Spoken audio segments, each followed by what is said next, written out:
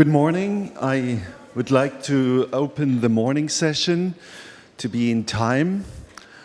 Before I introduce the first speaker, I want to say a few words to Nikos. Actually, I thought about it, and it's probably 15 years ago when we went first time in person, when you gave a lecture for our collaborative research center in brain pathology on neuroimaging techniques. And at that time, I was not so familiar with all the approaches. And when you introduced manganese-enhanced MRI, electrical simulation in the scanner, I was so fascinated that I really decided I have to do translational neuroimaging. I was lucky, got good funding for it, and we established it as well.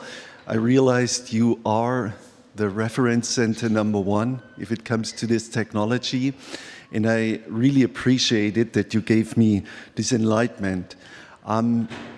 So, Nikos, I'm an alcohol researcher, so I cannot avoid it. Let me give you a nice bottle of wine for all your past and present achievements, but drink it for your future ones, because I know that they will bring you to another level of discoveries. Thank you.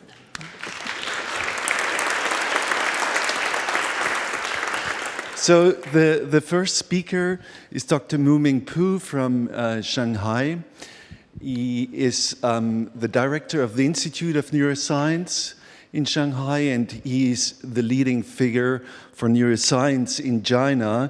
It's a rather small research community still, given the size of the country and the number of researchers, but I guess Dr. Pu, he gave some major push to neuroscience in China, and he has pioneered now transgenic monkey models. He published last year in Cell the first cloned monkeys, a major achievement for the entire field, not only of cognitive neuroscience, but also for drug development. So I think the pharma industry and the entire drug development process will greatly benefit in the next 20 years from your achievements. So we are all really happy that you are here. Thank you.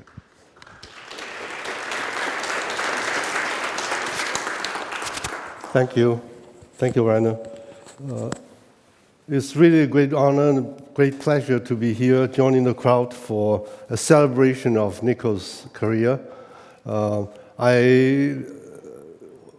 I know Nico in the beginning for many years at a distance. I was always in the audience for his big lectures, criticizing the brain imaging fields. And I was wondering why these people always inviting him, criticizing themselves. And finally I realized by inviting Nikos to provide a criticism, if they were really acceptive to the criticism. But they don't have to, and in fact they didn't. So he keeps having good talks, provocative talks over the years. More recently, I know him more, and I become really impressed by his science and his personality, this enthusiasm for science and pushing forward in difficult areas in the study of brain. So I would like to today, in honor of Nikos, to present some of the work we have done in Shanghai on non-human primate models. Now, we all know that the primates are a very good species to study higher cognition in humans. There are a very interesting phenomenon of mirror self-recognition as a way of demonstrating self-awareness of animals. Human baby can do this mirror self-recognition by 2 years of age. Other animals, like some apes, can do this. The science that they can look at a mirror, they touch their face and pick their teeth. If you put a mark on the face, they would touch that mark. But monkeys, for many years, was shown not to be able to do this. Actually, extensive studies by training monkey to do mirror self-recognition has failed. Now, we thought that this is if one can really succeed in training a monkey to show mirror self-recognition, then monkey could become a good model for studying self-consciousness or self-awareness. In fact, there are some psychiatric patients, autistic patients, that are impaired in mirror self-recognition. So it will be a model for studying how to provide therapies to this particular behavior. Now, so we begin by the idea that if, this is true of my colleagues who did this experiment a few years ago, by the idea that if we can let the monkey be aware that the image in the mirror belongs to his own body. Now, the way to do that is to create a sensation that in the body that can be reflected in the mirror. So the initial experiment is to put a laser spot, a laser pointer light on the face. This is a higher power laser, gives it a bit of warm feeling. A few seconds, they will feel warmth, hot feeling. Now, they would, by recognizing that spot in the mirror and they're feeling on the face, and they touch that spot, then they get a reward. So that this is after many weeks of training, they can recognize that spot is corresponding to their face.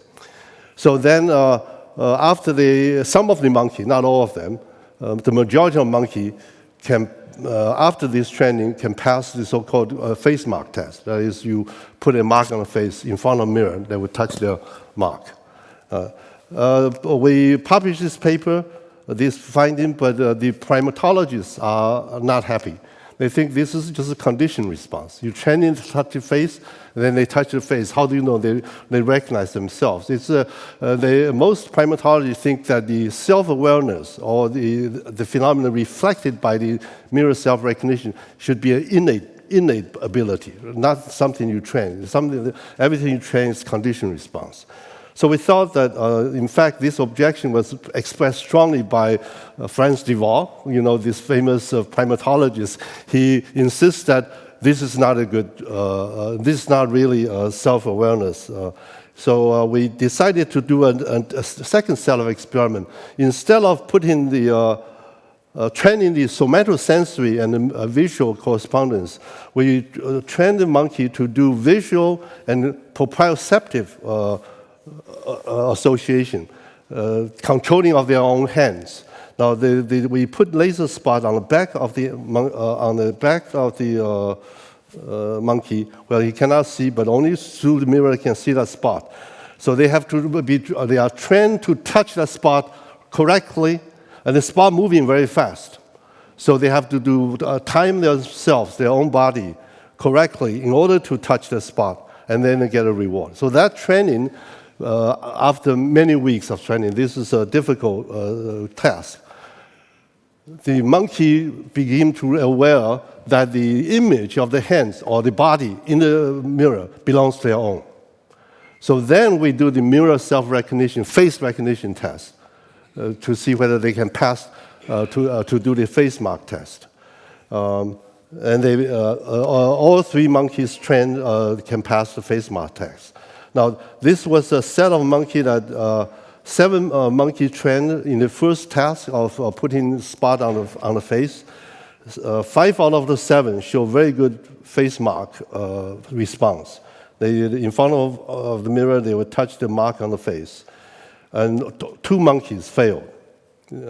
We trained more and more weeks. They still couldn't do it. So there are variations. I mean, they're just 2 stupid monkeys that they cannot learn this task.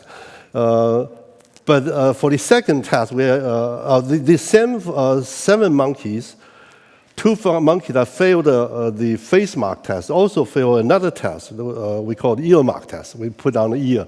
We never trained to touch ear. All the training is on the face. And they failed, the same 2 monkeys failed to touch the mark on the ear, which can only be seen from the mirror. Now, by the second test of this visual and proprioceptive association test, all 3 monkeys passed the face mark test. Now, I show you example of this test. The monkey, the mark was put on the monkey without his awareness. So they look, and in front of mirror, they would touch the mark. So this is a standard face mark test. Now, more convincing is the spontaneous activity. They would pull their hairs in front of a mirror. Now, this wasn't trained. This is no mark on the face. They would see places, look for places when they couldn't see before.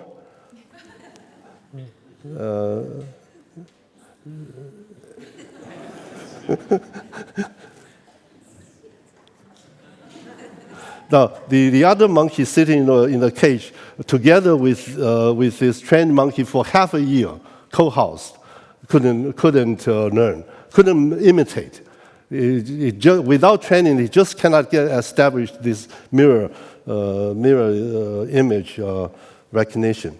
So what does this mean? First of all, monkey can learn to mirror self-recognition.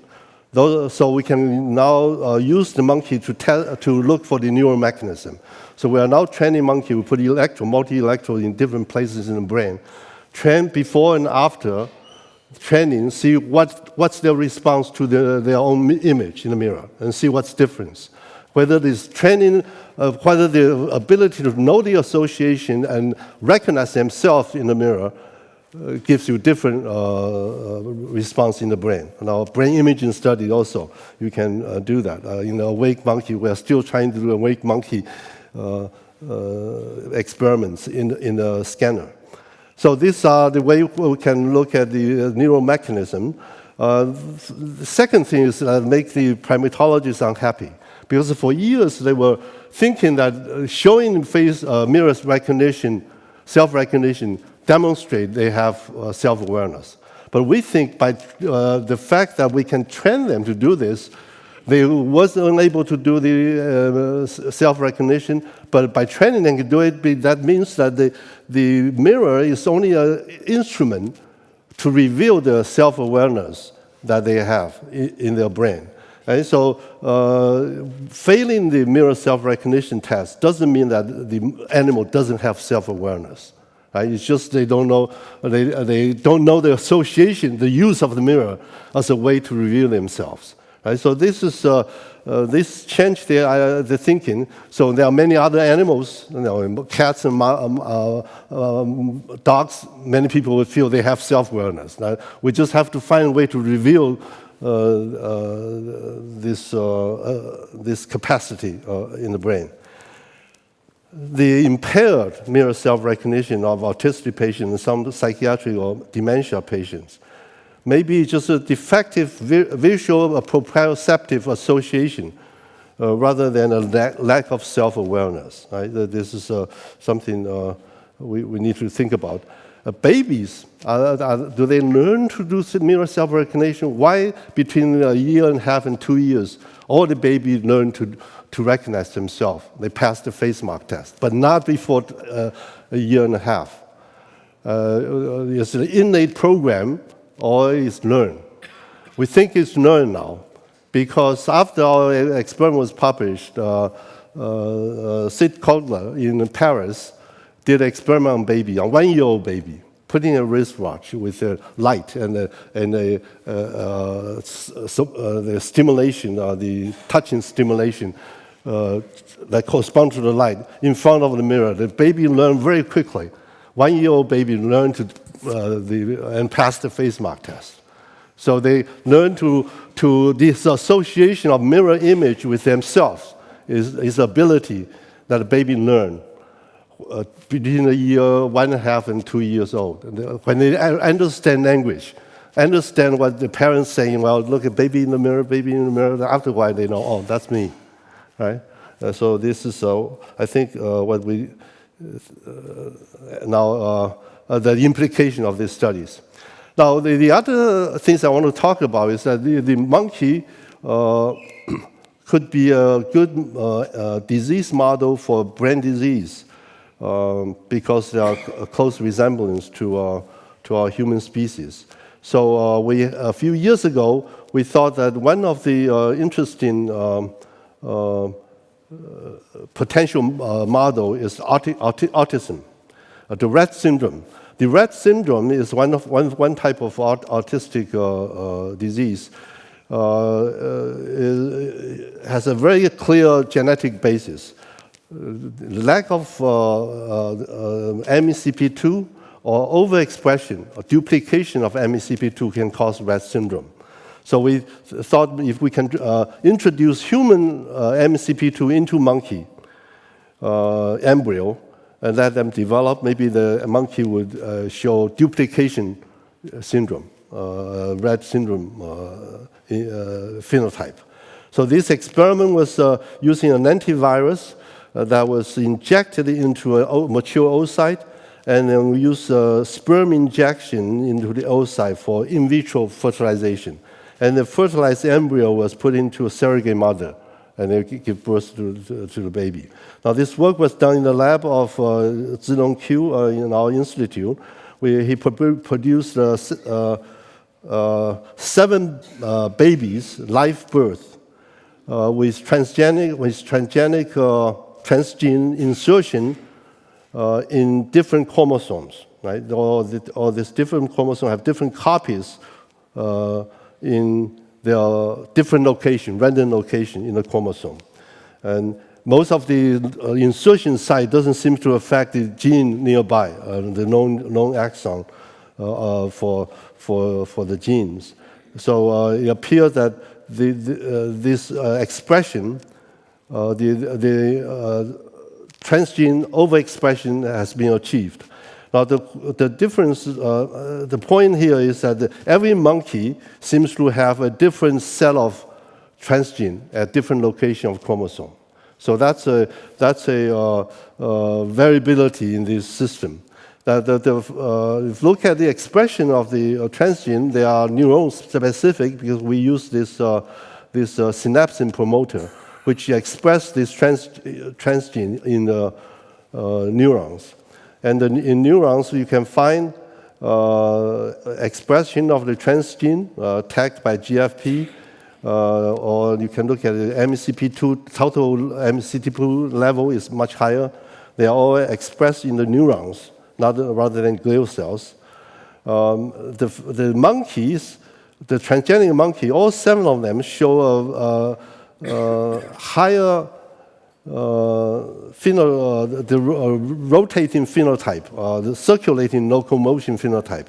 They tend to move in the same direction in the cage for a sustained period of time. Unlike regular normal monkey that goes around in all directions, but the transgenic monkey do this circular locomotion at a much higher frequency. Maybe resembling this stereotype movement of the autistic kids. There's an anxiety test, the anxiety and defense test by a gaze test, looking straight in the monkey's eye, and the monkey produces this grunt sound. The sound frequency is increased in this transgenic monkey, suggesting higher anxiety. More interesting phenotype is the social interaction. If we look at the monkey, transgenic monkey in the group with wild-type monkey, their interaction by sitting together or grooming each other, that the apparent social interaction between the pairs is reduced for the transgenic monkey compared to the wild-type monkey. Their interaction with the wild-type monkey or with all other monkeys, including wild-type and transgenic, are all reduced. One can do another experiment, taking monkey 2 at a time into a novel cage in pairs, and the pairing, transgenic pairing show very little interaction. They just sit separately. But when you pair them with wild-type, they interact. Mostly wild-type do the interaction, and wild-type monkey pair also interact more. Right? So this is clear a reduction of social interaction in this monkey. The general cognitive function doesn't seem to be grossly affected. You go through the set of the WGTA cognition test, they perform okay. There are higher variability for some tests, black-white tests, slower acquisition of the Hamilton learning of the Hamilton search test. The other learning set also seems to be similar.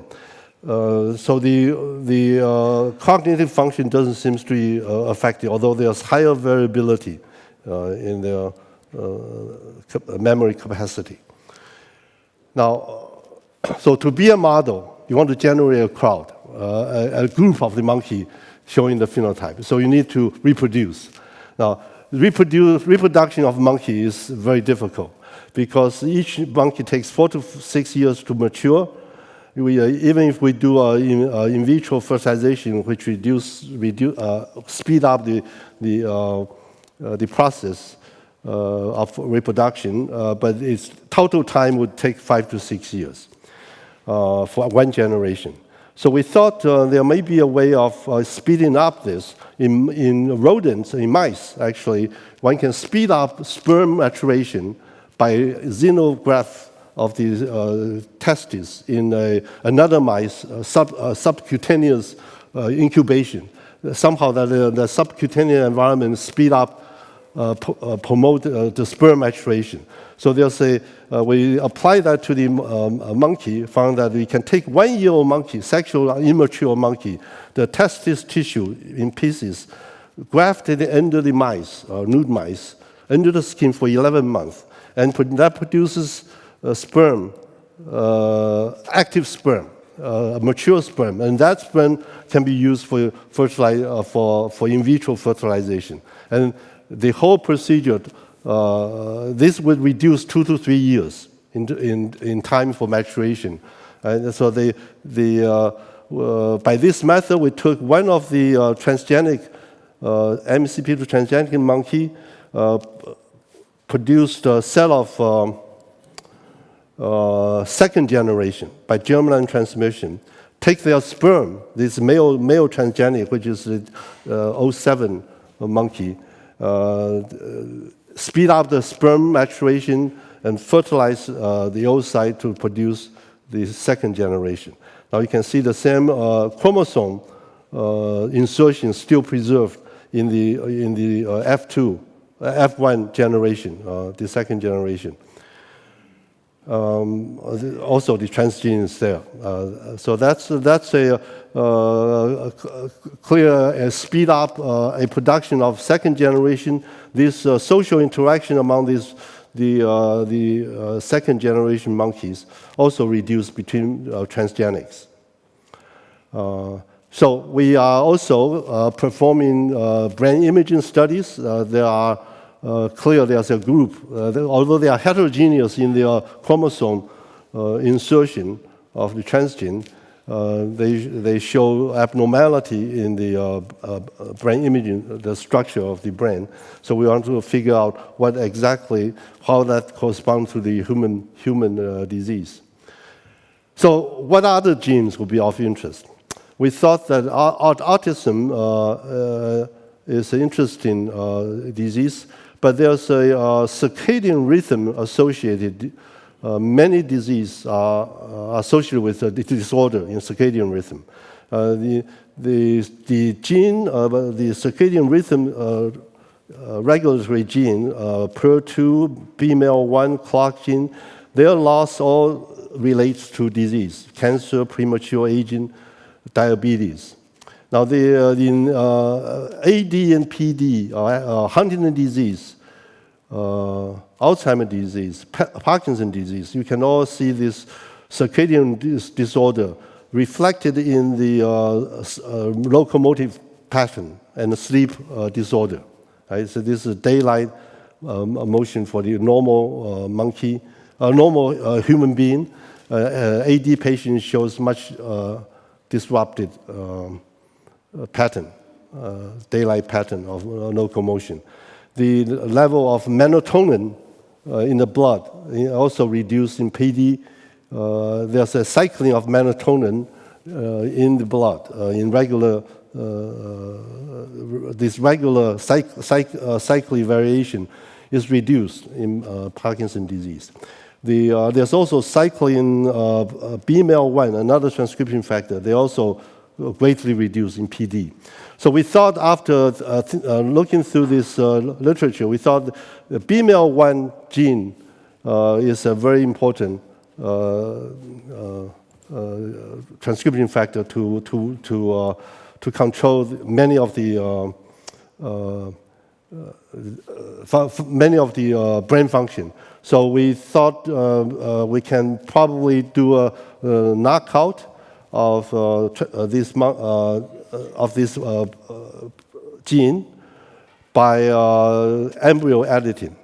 Now, in this approach, you do in vitro fertilization, and in one cell stage, you inject a CRISPR-Cas9 editing system into the embryo that would edit, cause mutation of the gene, cause a loss of function of the gene, knockout of the gene function. And the embryo can be developed and can be transplanted into surrogate mother to produce the baby. So Joon Chen, in his laboratory, he did this with the BML1 deletion. He produced, by this method, using two guide RNA that targeted the exon 13 of the BML1 gene that caused the loss of function of BML1. Produced 5 live births, 3 with complete knockout of this gene. The level of the BML1 is totally 0.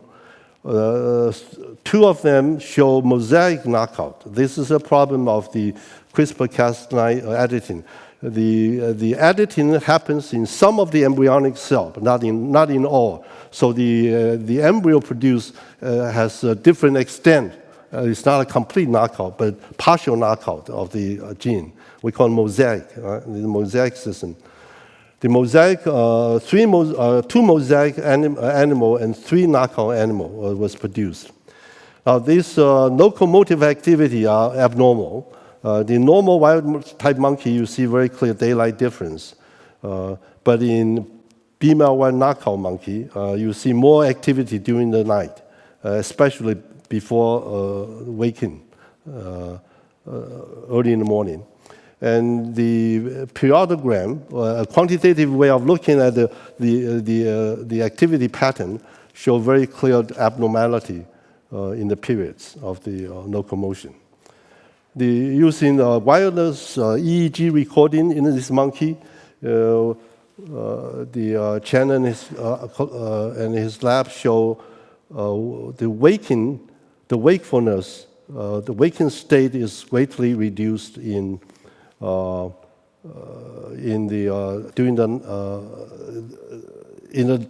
light, in the daylight, and in the dark. There are more activity during the night in the BML1 knockout monkey, more awake state. And the non-REM sleep is reduced. REM sleep is also reduced in the knockout monkey. If you use complete constant light for 3 days, that exaggerate this sleep disorder, you can see more severe reduction in non-REM and REM sleep. So this is a very clear sleep disorder, and more striking is in the enzyme level, the hormone level in the blood. The melatonin, which usually show daylight cycling in normal animals, show greatly reduced amplitude, flat in the knockout. Testosterone and the other hormone, like cortisol in the blood, are also flat. Now, the most interesting, the cortisol, the so-called stress hormone, remain flat throughout the day life, and the cycling response is totally gone. Now, cortisol, the stress hormone, is related to the stress, to the anxiety of the animal. It shows very clearly in their behavior phenotype. You see the monkey, normal monkey moves around in a cage. In the knockout monkey, they stay in one place. They tend to go up the cage or stay at the one corner. All the measures about the motility for the knockout, 3 knockout and 2 mosaic, all show significant difference between showing the stress phenotype of the deletion of this enzyme. Daylight EEG pattern. If you look more close analysis of the EEG pattern at a higher frequency, you can see that at the higher frequency, the daylight differences for the wild type monkey disappeared in the knockout monkey. And this is very similar to what happened in the disordered sleep patients with sleep disorder, insomnia patients. They also show very similar high-frequency differences reflected in the female knockout. This beta and gamma band disappear. The divergence of beta and gamma band disappear in this knockout. Very clear phenotype. There's also another look like a depression or anxiety phenotype. The monkey is afraid of people. They hide in the cage.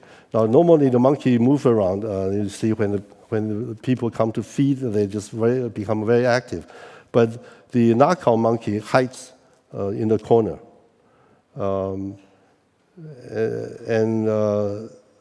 Now when people disappear, they become normal. So this is look like depression or anxiety phenotype.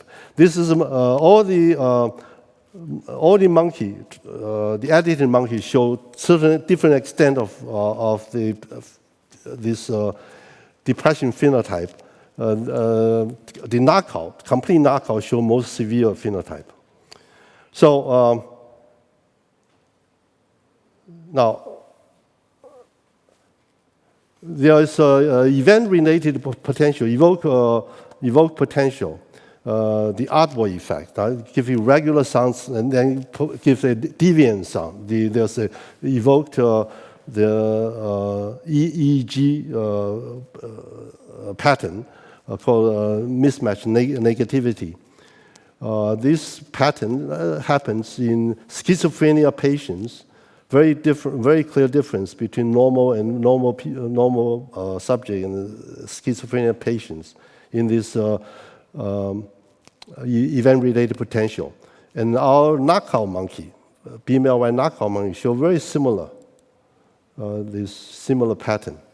So psychotic phenotype clearly are showing up. So this female one is a very general gene upstream from many other genes being regulated during the daylight cycle. So they are likely to produce a variety of phenotype, disease phenotype, if they are abnormal. In fact, we look at the genetic difference at different times during the day and night. We see the gene compared in normal and knockout monkey. There's a huge difference. Hundreds of genes are different. And these genes, if you use the so-called GON analysis, you find that these genes are related to immune system, response to stress, and inflammatory response, some gene related to locomotion, cell death, neuronal death, etc. Aging. Right? So a variety of phenotypes are likely to occur in this monkey we produced. So this is in fact the reason we use this upstream circadian gene. Since many of the psychotic phenotype are multi-gene, so it's hard to do genetic model. So we hope to find an upstream gene that produces the psychiatric phenotype, and then maybe we can aim in the therapy against a specific phenotype using this as a model system. But there are problems with this approach. To transgenic, using viral introduction of transgene is it's random, right? Random insertion in with variable copies. So that's not very reproducible. CRISPR-Cas9, the editing is low efficiency. There's off-target effect we have not completely ruled out. There's mosaicism. Not all the embryonic cells are edited. It's also difficult to do multi-gene manipulation. So we thought, and also this long generation time. Now, even with our tricks of speeding up sperm maturation, we need at least 2 years before one generation can be produced. And there's also variation in the genetic backgrounds of all the embryo, because the oocyte comes from different female, and as you do the editing, then you still have a different genetic background. This is not good compared to the mouse model. Mouse has a different mouse line, which are inbred for 20 generations or more. So they are uniform in their genetic background, while we don't have that in this approach. So it's because of this reason, 5 years ago, we decided we need to do cloning. We need to get a monkey of the same genetic background or same manipulation produced phenotype, produce clones, so that we can really produce a good model. So the cloning by somatic cell nuclear transfer is well known. The Dolly the ship was produced this way. What you do is to produce a somatic cell, fuse the somatic cell with an oocyte in which the nucleus has been removed, enucleated oocyte. And then the fused reconstructed embryo can be transplanted into a surrogate mother to produce the clone. Now, the problem with non-human primate cloning has been that all this procedure has never produced good pregnancy, at best aborted fetus. The reason is that this embryo, the reconstructed embryo, doesn't develop well for non-human primates. So we spend a lot of time to optimize the procedure of the fusion and activation, as well as manipulation, epigenetic manipulation of the nucleus, transplanted nucleus, to open up the genes to allow normal development.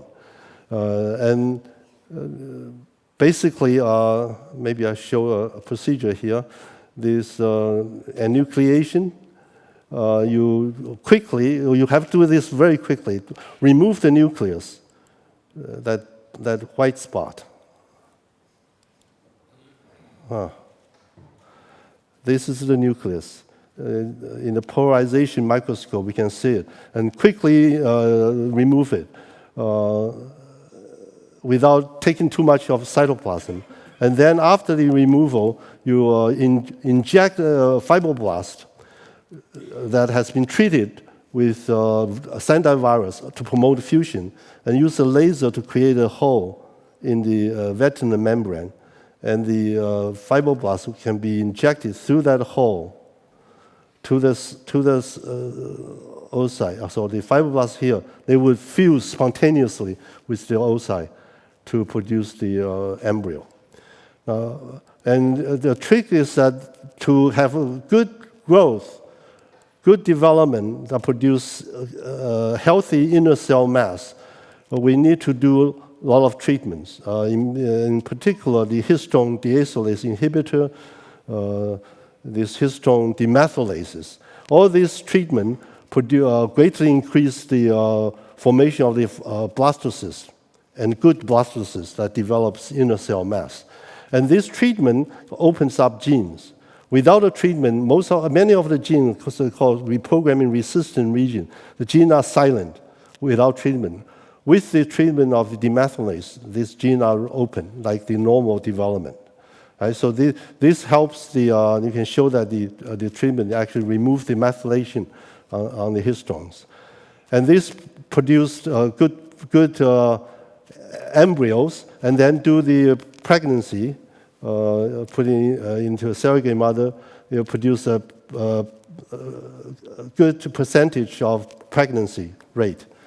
And by doing this, we were able to create 2 clones from the fibroblast of a fetal fibroblast, somatic cells.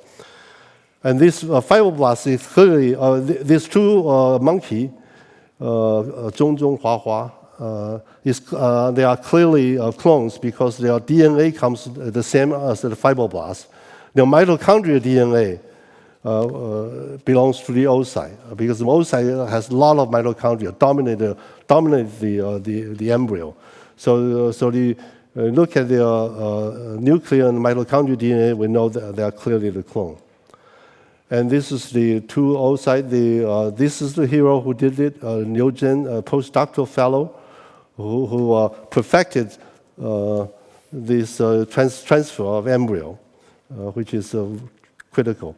These two monkeys are living well now. It's almost 2 years old. They are living together with a wild-type monkey. You cannot tell the difference. They are of similar age monkey. They are just as lively and behaviorally no different. So it's of interest to monitor their development. So we haven't done much experiment on these two clone monkey. These two are clone. They like to stick together. So these two are clone. The other are wild type. So having this clone produced, we were able to now produce disease model. So I said we have a embryo editing of CRISPR-Cas editing that knock out BML1, produce a monkey with disorder, sleep disorder and psychotic disorder. We took, this one, the knockout monkey. We took these fibroblasts from this monkey and cloned 5 monkeys from it by the same methods, somatic cell nuclear transfer. So this is a fibroblast in culture. After 4 passages, the last passage, we have 59 embryo transferred, put into 12 surrogate, produced 5 pregnancies, 3 of them are alive. And the passage, second, third passage also produced 1 alive birth, but their efficiency is lower. So maybe this passage has something to do with improved efficiency. Well, still, this is not a very efficient. You see, there are 59 embryo used in 12 surrogates, produce only 3 live baby. So this, again, you can look at genetic analysis of this knockout monkey. The 5 clones all have their nuclear DNA identical to the fibroblast donor monkey. Their mitochondrial gene as well. So you can also genotype that the mutation in the clone, which including the deletion, A base pair deletion or 4 base pair insertion or point mutation are all identical with the genotype of the donor monkey. So the clone monkey, within a few months, actually 2 or 3 month monkey, this is after cloning, after birth, they already show this psychotic anxiety phenotype. Right? This editing of the BML1 monkey and the cloning of the monkey was published earlier this year in 2 back-to-back papers in this journal called National Science Review. You may not have heard this journal. It's the Chinese equivalent of PNAS. After this publication, Nature immediately had a news on it. The title reflects the general reaction to this finding. It's to create excitement because it stirred excitement because now you might be able to create genetically identical clones for drug development. But it also has debates. You create debate because this is not very, very efficient. Is it worth it? How much better is this compared to mice as a model? Right? We have to prove that. Right? So there are debates still going on. This will continue. So for the future, we can see that the construction, we want to do make monkeys that can be useful for neuroscience, tumor monkey, like cell-type specific monkeys. We want to edit the stem cell and the fibroblast by extensive editing and show that there's no off-target effect, really precise targeting before we do the cloning. That's the best way of doing it. Rather than the current approach of doing in vivo or in vitro fertilized embryo editing and select the desired phenotype and then do the cloning. This is what we are doing now. But the better way is to do the editing in the fibroblast or stem cell before nuclear transfer. Finally, we need to show that we can use this model to develop new therapeutics. Unless this is done, I think we always have a problem to convince society that monkey model is a good model. Right? So this is critical. So we are hoping within 3 or 5 years, we can use this disease model to create some therapy, maybe not drug, but neuromodulation technology to help to cure the phenotype. Okay, so this is the people who have done it. I'll stop here. Thank you very much.